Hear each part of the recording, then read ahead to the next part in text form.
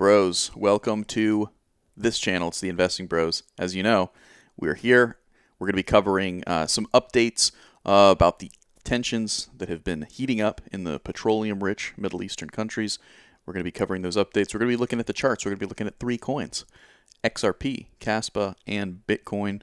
Some coins you probably have heard of, maybe a couple that you don't.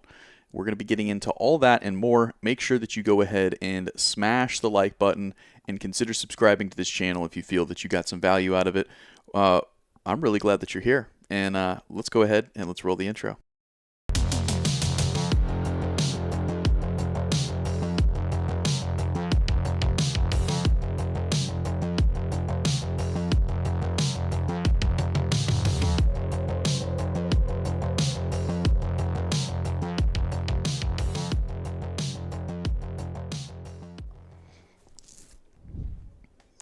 Amazing. All right. Well, Crux, how are you doing this morning?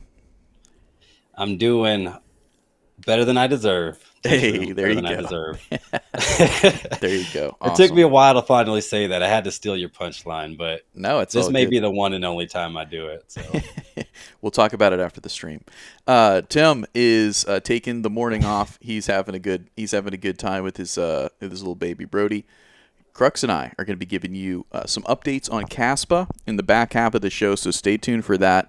Some really interesting stuff, and especially if you don't know much about Kaspa. That's really what the back half of this episode is going to attempt to accomplish, is kind of what is Kaspa, and attempt to compare it as well to Bitcoin and to some extent XRP. All right, let's go ahead and jump on into some brief TA here. I've actually got a chart that you're probably not very familiar with. This is the CSI 1000 index. This is the Chinese stock market. And as you can see, it has just continued to rally. Been very, very bullish. Let me even go down to a lower time frame here. Why am I showing you this? Because there is a going question in the market. It's kind of the $100 billion question, is where is all this profit taking going to rotate into, right? This has been quite an ascent here. Just under 30% in about a week, right? Ever since the Chinese announced their quantitative easing and then some, the quantitative easing on steroids, the stock market has absolutely rallied. This is after, though, and I'll go back out to a longer time frame here. This is after quite a bit of a downtrend since 2022. So not a great time to be a holder of Chinese stocks. However, right now I think a lot of folks are going to consider getting out here while they might be getting back into profit or close to break even. The question, Crux, is where does that money flow into? Does it go to Bitcoin? Does it go to gold? Does it go to U.S. equities? Does it go to bonds? Of course, I would make the argument it should go to Bitcoin because Bitcoin is the best asset there is. But just keeping you all up to date on that. Yesterday, we had some updates from the Middle East. Not good. Very bearish, potentially even a gray swan. We're going to get to the headlines, but we're going to cover really quickly the indexes and how they responded. This is the NASDAQ, and I'm on the weekly. Let me go down to the daily chart so that you all can see. On the NASDAQ here, you can see that we had a red candle. The NASDAQ was down more than 1% on that news for the day. The S&P 500, I believe, was hit a little bit harder. No, not even down 1%, closing at 0.87% to the downside, and the Dow Jones actually printed a green candle. So it took it in stride, definitely not bullish, right? But overall, kind of going with the flow here. Tensions are nothing new to the stock market, and folks, after all, are continuing to want to take risk, seeing the dollar as potentially even more risky than just holding assets.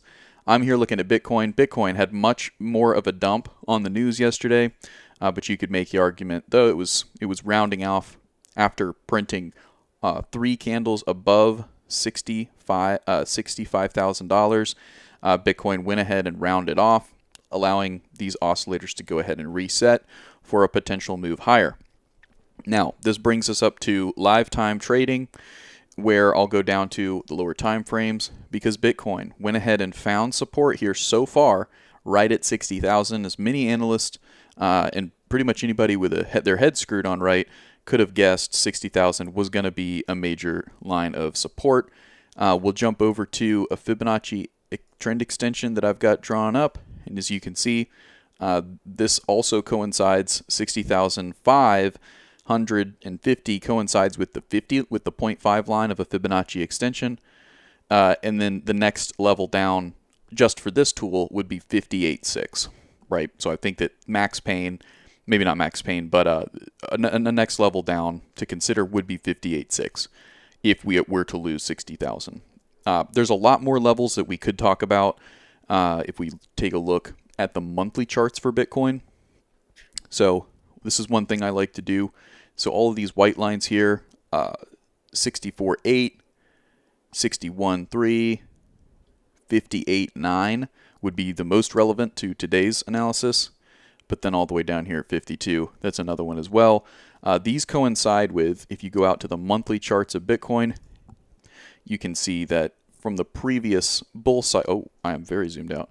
From the previous bull cycle, these lines coincide with significant tops and bottoms. This would have been 61.3 was the candle body closes to the upside here of Bitcoin back in 2021.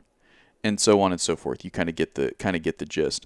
Again, the one that I think is most significant for today's analysis here, and where we could see Bitcoin get down to if we lose 60,000, is 58,900.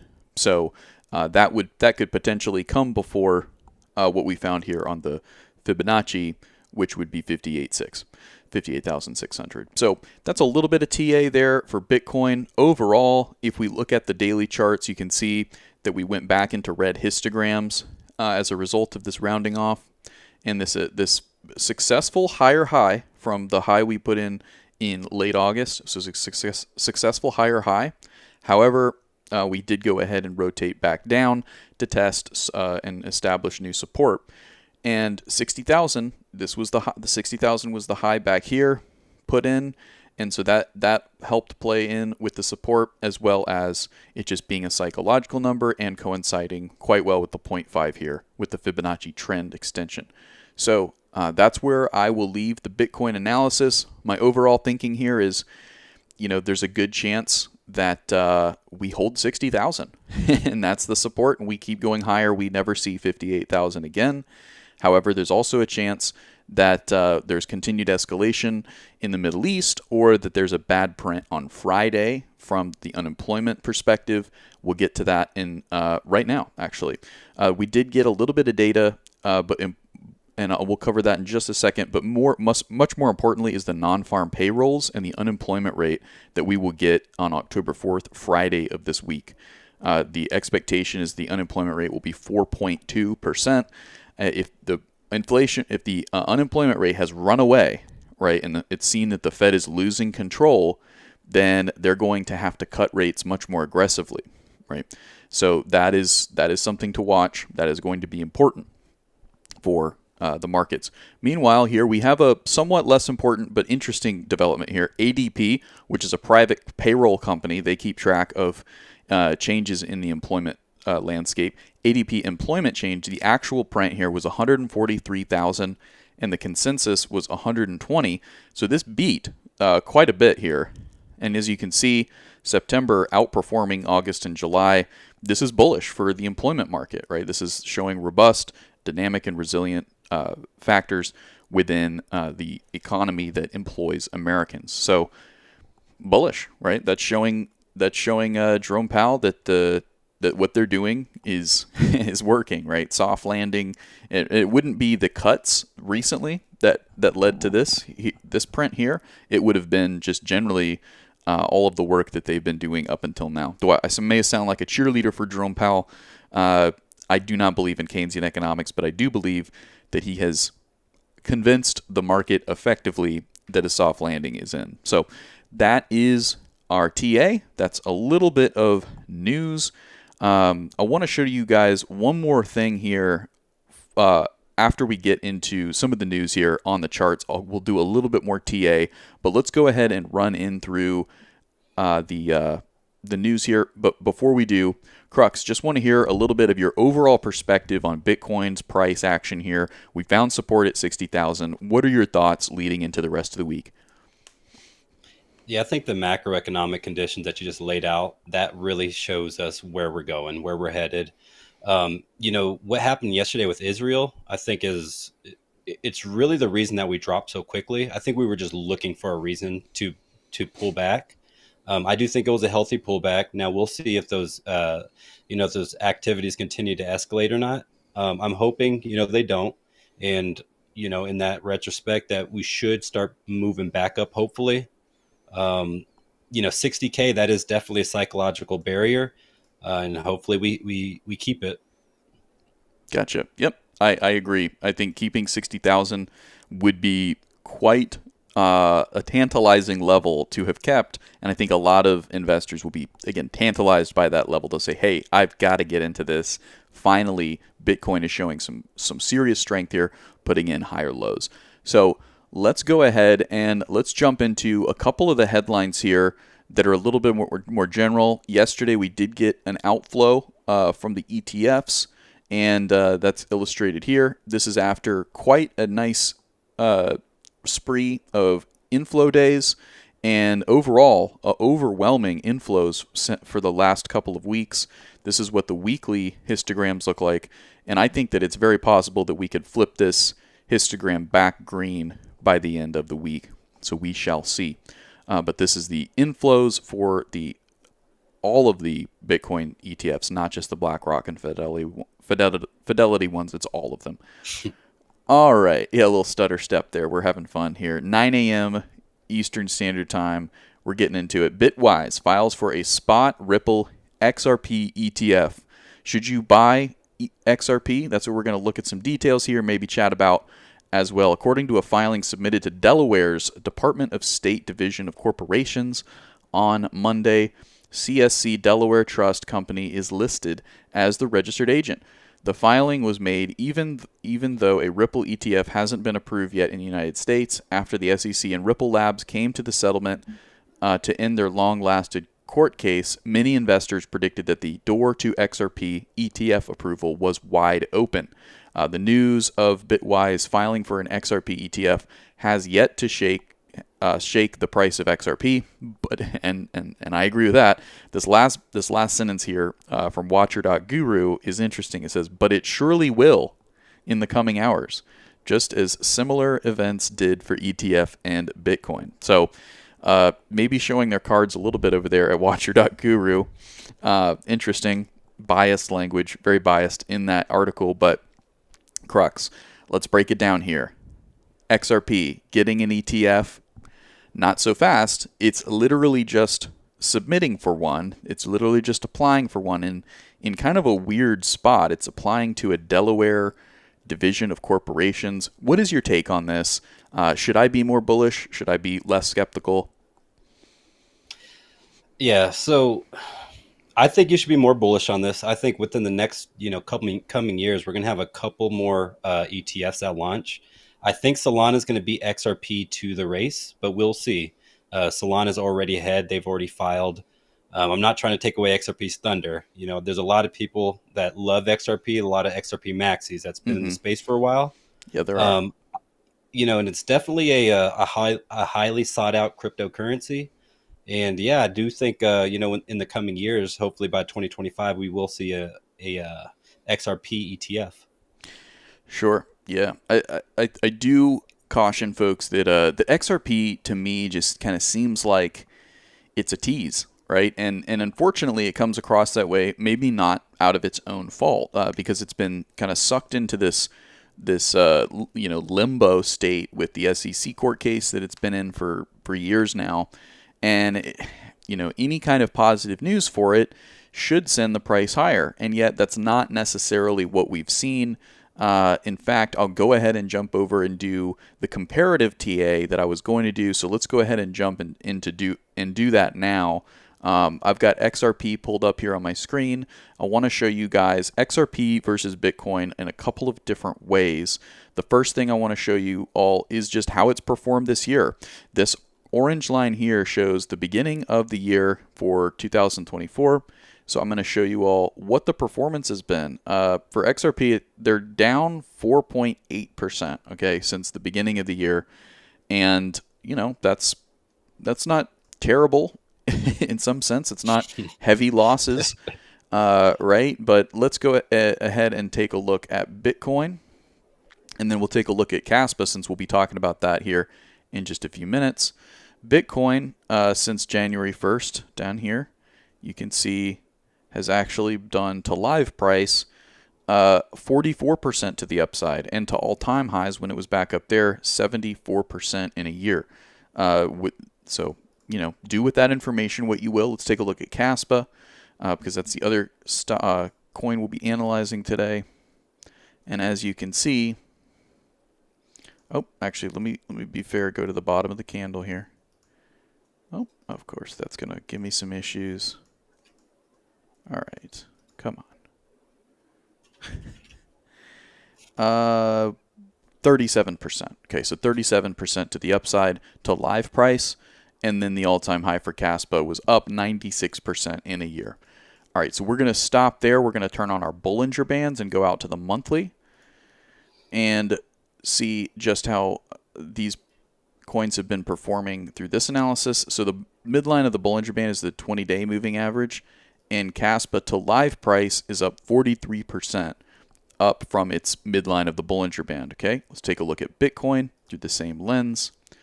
And there's a lot going on in this chart, but 30% to the upside. And then XRP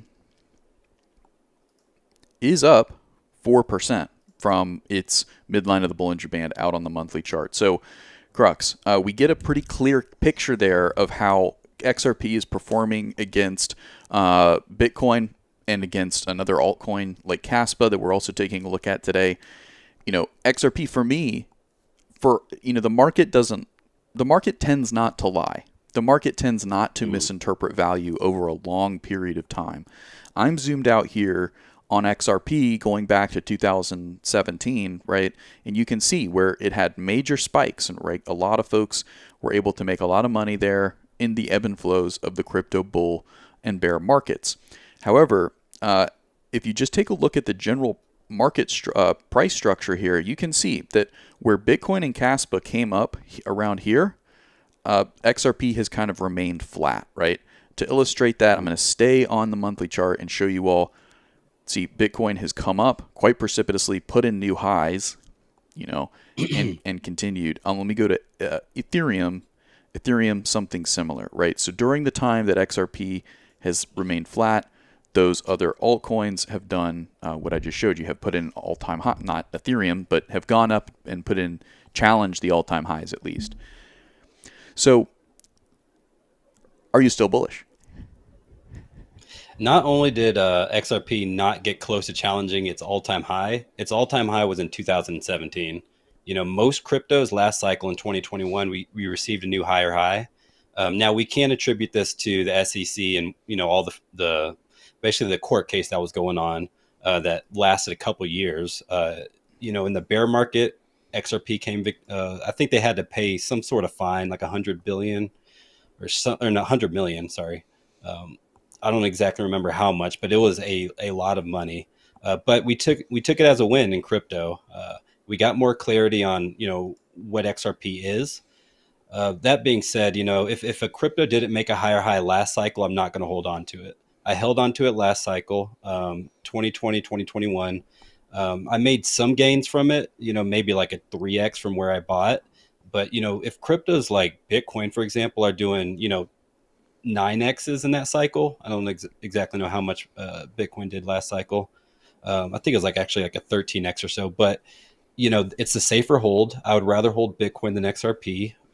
XRP has this weird, following behind it, not calling people weird, but the idea of following a cryptocurrency that one day may break out due to hopium. It seems like there's a lot of people that are they're trying to inflate their bags and their egos with XRP, and I've held on to it for too long. I cut my ties with it, but I hope everybody they get rich off of it. We'll see.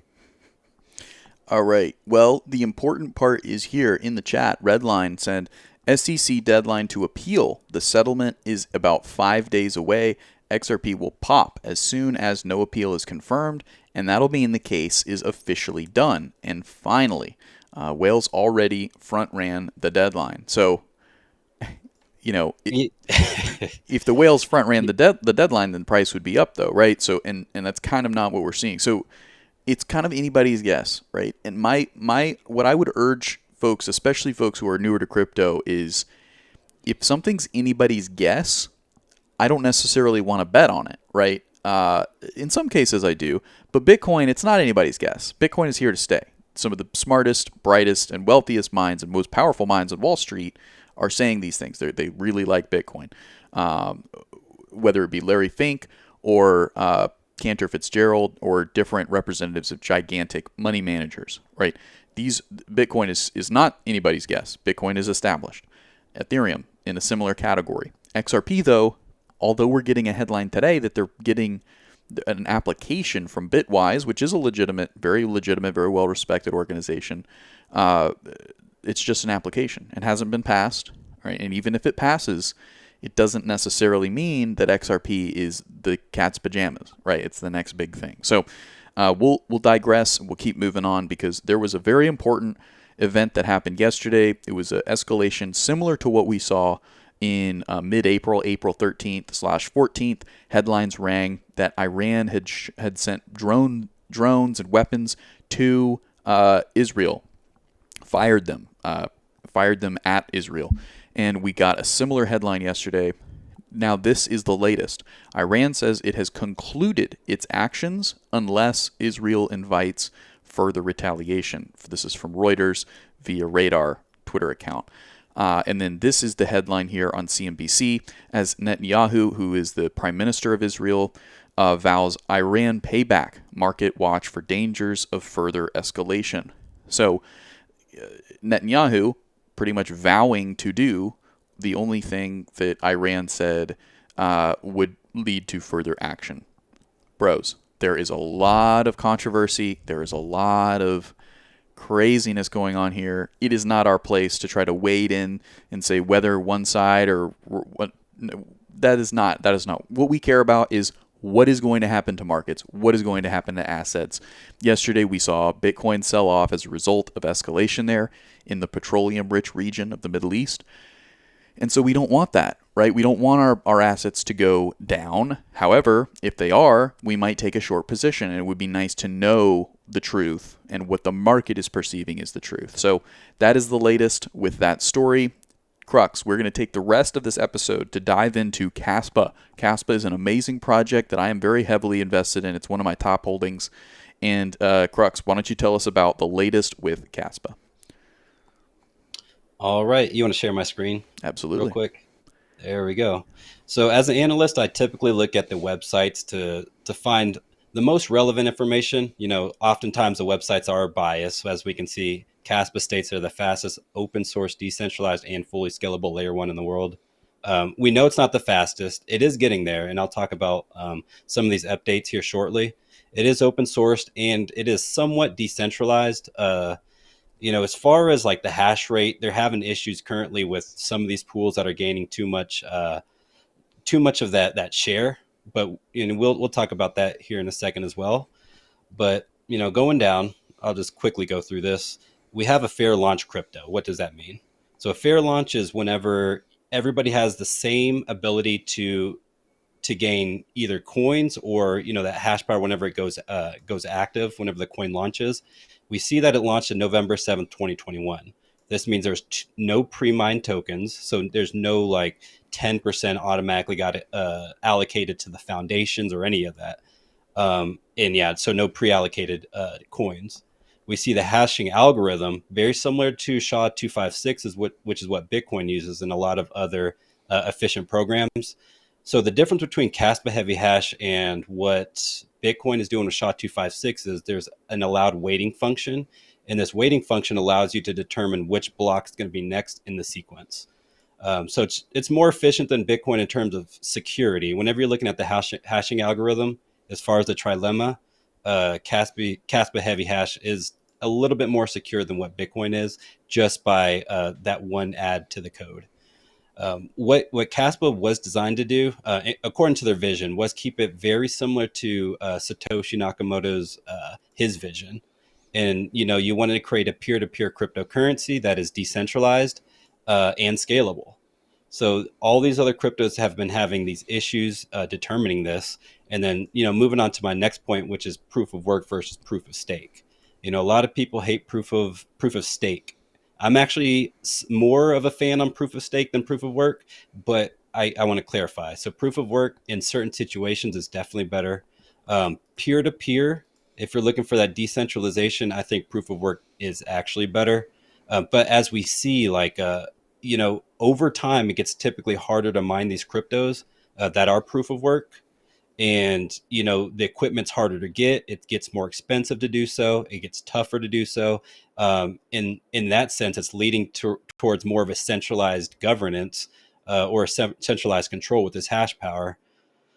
Okay, so let's move on to the max supply. I think it's very important in terms of how fast the supply gets out.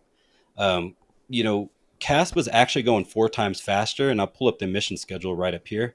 It's going 4 times faster than what tokenomics that Bitcoin's proposing. So every 4 years, Bitcoin has this halving event. Earlier this year, it had a halving event, and typically that's a good year in terms of price action. All the markets follow this. So if Bitcoin halves every 4 years, that's the 4 year cycle that we're talking about. Now, Caspa halves every year. So what does this look like? With this release schedule, by the year 2037, all the coins will be allocated. We won't get allocated until halfway through the next century with Bitcoin. So we know CASP is on a much faster emission schedule. That being said, every single year we're having this halving event. Therefore, it's going to be twice as hard to mine this stuff, and you have to upgrade your equipment much faster. I think this is right to me as an analyst. This is the most bearish take on Caspa. I think eventually this may implode on itself. We don't know what it's going to look like in the long term. We do know every 4 years, Bitcoin has proven to be able to sustain growth. And I think Satoshi did use Moore's law in accordance to determine that 4 year number. Uh, you want to chime in at all, T-Shirm, or you want me to keep on going? I got a couple other things I'll probably end up talking about here. Well, I mean, I guess I would be curious about what is the latest with Caspa, and when is it supposed to implement some of the next tools for developers or for DApp builders? When is the golden age of Caspa going to be happening? When is the price going to be going up and to the right as a result of upgrades to the actual protocol? All right. So first thing, let me go ahead and compare it to Cardano of last cycle. That's what I like to think of Caspa. That's because Cardano last cycle, going into the cycle 2020, um, it didn't have its smart contracts launched yet. It didn't have its DEXs launched yet. It didn't have a lot of fundamentally strong news that acted as a catalyst to push the price action up. Now we know Cardano last cycle went from 2 cents to $3. And that's because every single time these huge updates come out, it just adds to the price action. So I like to compare Caspa this cycle to Cardano last cycle. There's tons of improvements to be made. So we're right over here in terms of our current positioning. So you could see tons of action should be ahead if it does what Cardano did last cycle. This is what it currently looks at 1 block per second. So Caspa has it's stated that it can do up to 700 transactions in a single block. Therefore, it's 700 TPS currently. The difference between a blockchain and a block DAG is we see that this block got chosen. It has these two different blocks that it can go to. It goes to this block, and that's because earlier we talked about Caspa heavy hash having a waiting function. That block that it chose was more efficient, so it went that way. This is the reason I'm so bullish on DAG structures, is because with blockchains you just have a linear string of blocks. You just go from one block to the next block. In this case, you're having this option of different people that have to compete. Now, to answer your question, T-Shroom, as far as what is the big improvement ahead, right around the corner. So we have something called Crescendo, which is a hard fork. And I'll pull up the roadmap right here. Let me go ahead and zoom in. We see that by the end of this year, we should have additional features. Right now, they're going through like a beta testing process. And then hopefully by next year, we'll have that mainnet development. What Crescendo is doing is pushing it from 1 block per second, which was right here. You got 1 block every single second, 700 transactions per block. And we're moving on to something like this right here. Let me see if I can. Oh, sorry. There we go. All right. So this right here is like that first graph on steroids. So you get from 1 block, and it has 10 different blocks that it can choose from. This means, you would multiply that 700 TPS by that 10 to make it 7,000 TPS theoretical. We know these blockchains, they always state irrelevant, information like Solana can do, 60,000 TPS. It's all, nonsense to me. I want to see what's actually happening on the block explorers. But this right here is what it looks like in the beta testing, and it's insane. And this is how you move on to the next step of, in my opinion, digital currencies. You have the evolution of blockchains. You have stuff like smart contracts, and in my opinion, the third biggest thing since blockchains and smart contracts is DAG technology. And I don't think blockchains in particular will be able to compete with this.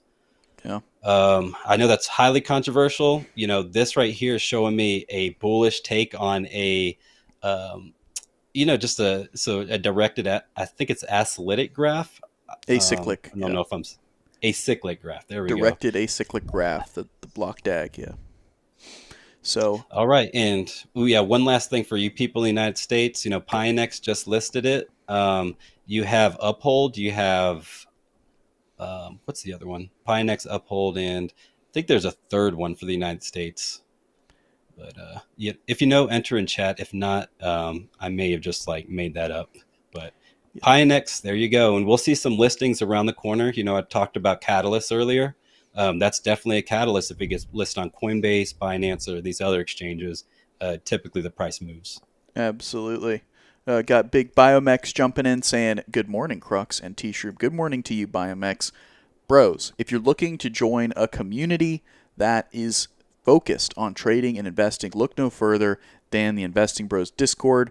Links for it below. Thank you to all of our sponsors for making this show happen, whether it be Blofin, CoinW, Decrypted.tax, LuxAlgo, or any of the community that supports us. Thank you so much for making this happen. And thank you so much, Crux, for bringing us the down low on Kaspa. We talked about a lot today. We're going to talk about even more in the Discord, and at 3 p.m. Eastern Standard Time, Tim will be joining me back here on YouTube, so don't miss it. 3 p.m. Eastern Standard Time, and we're going to have a ton of fun. Now, Crux, you're about to go into Web3 Wednesday. Is that correct? Is that happening right now? Yes. So after this morning live stream on Wednesdays, the members of the Brolex members will have access to our Discord server, a stage session called Web3 Wednesdays. This is when I go more in depth about stuff like Kaspa. I talked about Cardano a little bit earlier. We talked about XRP, Bitcoin, and just tons of just hot, trendy projects. I've had a lot of fun, and Fundamental Fridays is kind of open to, the whole populace. So anybody that's in the Discord has access to Fundamental Fridays. That's a different one that I do. That's after the afternoon live streams. And, sometimes we'll have up to 50 people plus in there, and it's just fun. I'm answering questions. I'm having a good time. I'm talking about Web3 technology and price action and just everything in between. Absolutely. So I'm just very bullish about, this community. You guys have given me a lot of confidence and a lot of reason to be in crypto. Last bull market, I was the investor. I was the guy that was learning. I paid a lot, financially to be involved in that last bull market, but this one is the cycle for teaching, and I'm here to teach. Absolutely. We love it.